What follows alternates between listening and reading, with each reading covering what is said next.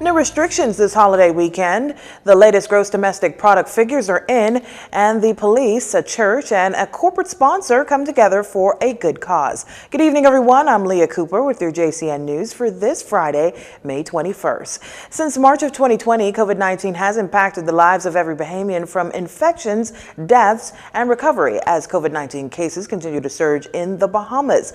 And as Prime Minister Dr. Hubert Minnis said in his contribution to extend the state of emergency another 3 months in the House of Assembly on Wednesday, we are all tired of this period of heartbreak and suffering, yet the pandemic is not over. That said, with a holiday weekend upon us, more restrictions have been put into effect through the emergency powers orders to help mitigate against the spread of the virus. As the state of emergency has been extended to August 13th, approved by both chambers of Parliament, reinstatement of some restrictions have come into effect. Emergency Powers COVID-19 Pandemic Management and Recovery Amendment Order 2021 stipulates that bars, nightclubs, indoor cinemas, cultural entertainment facilities, regatta, festivals, spas, straw market vendors, nor jet ski operators are permitted to operate.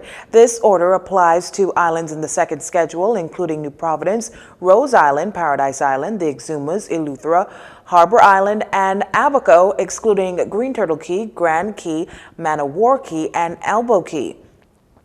The order, however, does allow for specific facilities and businesses, including certain cinemas, with prior permission to operate to continue to operate.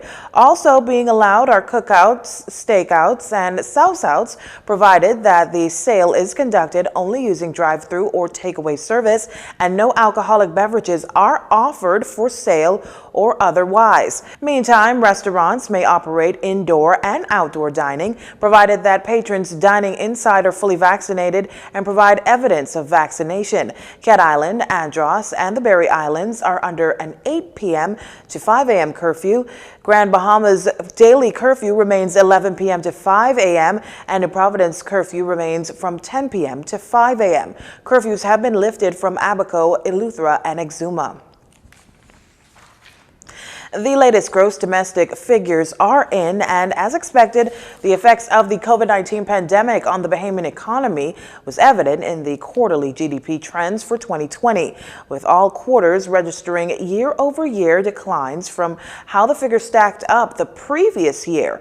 With the details, we go to our Tyler Simonet. According to the 2020 annual estimates, economic activity in the Bahamas contracted sharply by 24.7% in nominal terms and by 14.5% in real terms, as the effects of the COVID-19 pandemic adversely impacted movement and the level of business activity. The total value of goods and services produced in the Bahamian economy was estimated at $9.9 billion in current prices and at $9.665 billion in real prices. The production approach to GDP, which is based on the gross value added by industries, showed a decrease across all industries with the exception of financial and insurance activities. The industries most severely impacted by the COVID-19 pandemic with strong year-over-year declines were accommodation and food services, contracting by $820 million or 71% amid the sudden stop in tourism activity due to travel restrictions and border closures. The transportation and storage industry declined by $316 million or 70%. Wholesale, retail, trade, and motor vehicle repairs were lower by $176.8 million or 12%. And administrative and support services saw a reduction of $115 million or 43% relative to 2019. GDP, as calculated by the expenditure approach, also showed negative real growth in 2020 of an estimated 14.5% and was primarily explained by the following outcomes. The first was that general government consumption declined by $313 million or 17%, associated with a drop in purchases of goods and services. This was a direct result of the closure of a large percent of government offices in an effort to curb the spread of the virus. Household consumption contracted by $309 million or 4%, a direct impact of the increase in unemployment and reduced disposable income. Government's increase in social assistance supplemented households' loss of income and therefore minimized the reduction in this sector. Exports of goods and services receded sharply by 1.8 billion or 44%, led by the downturn in tourism expenditure. Imports of goods and services contracted by 2.4 billion or 44%, given the lower level of economic activity. This contributed positively to GDP as imports are deducted from the GDP. Gross fixed capital formation decreased by 1.1 billion or 36%, which was broadly based across all components, although led by the buildings and infrastructure portion, which experienced a reduction of 37% or 839 million.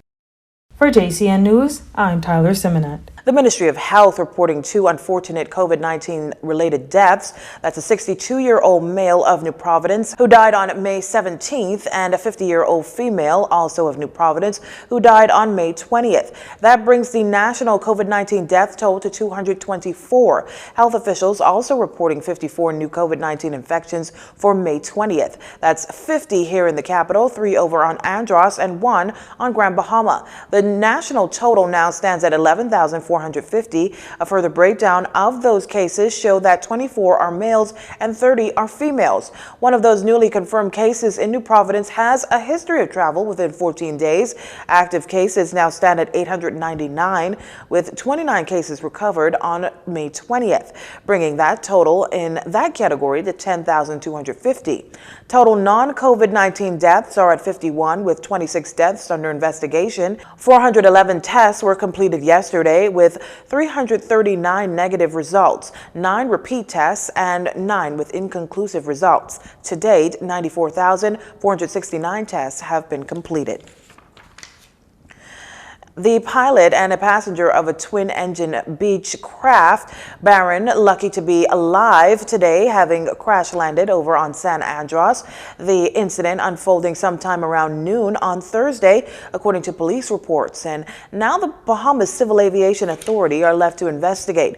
Police reporting they were informed of an emergency crash landing sometime around 12 noon when the pilot executed that landing at the San Andros airport after experiencing landing gear failure. The pilot, accompanied by a passenger, successfully landed the aircraft on its underside on the airstrip, both happy to have come out unscathed. Investigations into this incident continues. You're watching Jcn News. Stay with us.